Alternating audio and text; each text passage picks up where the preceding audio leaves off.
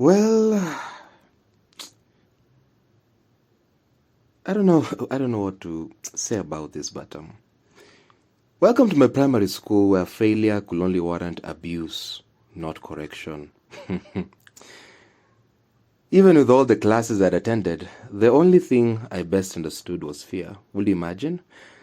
Every 12 hours a day for years and years on end, I would be left with a band of teachers that were paid to teach me so many things that I eventually had to unlearn. They always said forever shining, but they dimmed my light. I don't really blame them. I was the one who agreed with them, but at what cost? Most certainly, a few more strokes of the cane are better than believing in philosophies that left me before the world dead upon arrival. Imagine being trained by teachers who quickly assume that they're preparing you for your future, yet they're preparing you for a grave in the future. And remember the way teachers demanded a thank you from pupils after a thorough beating. Pole mwalimu, pole mwalimu, I am sorry this, I am sorry that. But do you know what comes to mind? Pole mwalimu, for me giving you reasons to abuse me. I am sorry for questioning in you. Pole mwalimu, for wanting to play God and me getting into your way of doing so.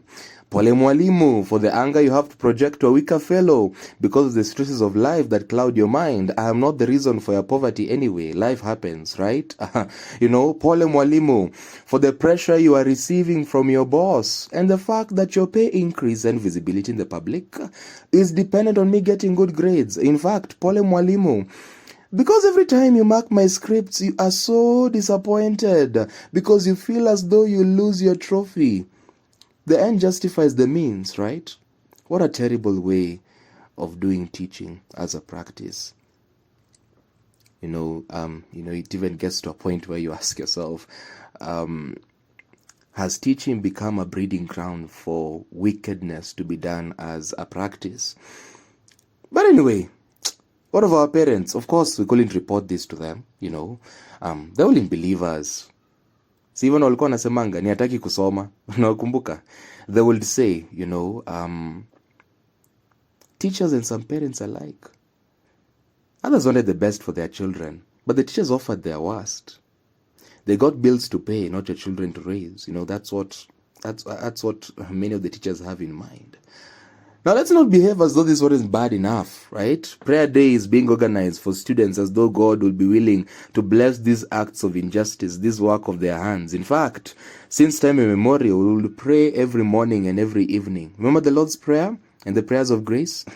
But we all know, well, at least in my case, they weren't as gracious. And you know what? I was asking for peace from the Prince of Peace and even a deliverance from the very people who claimed to know him and know him the more.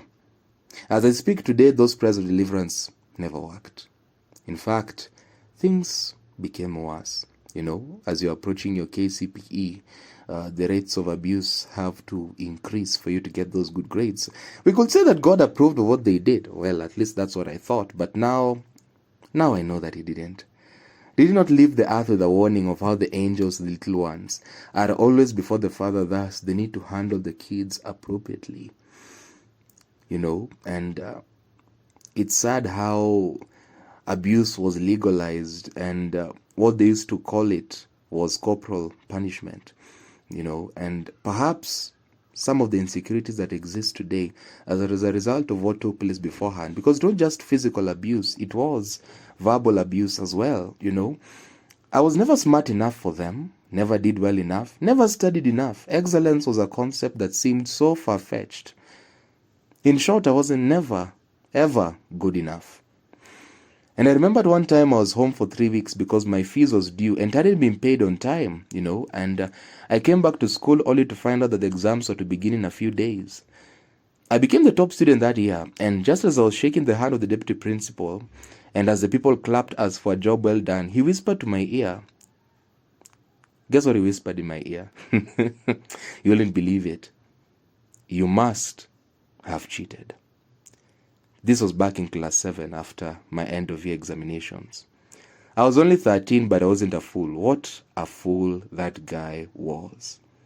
Imposter syndrome, anyone?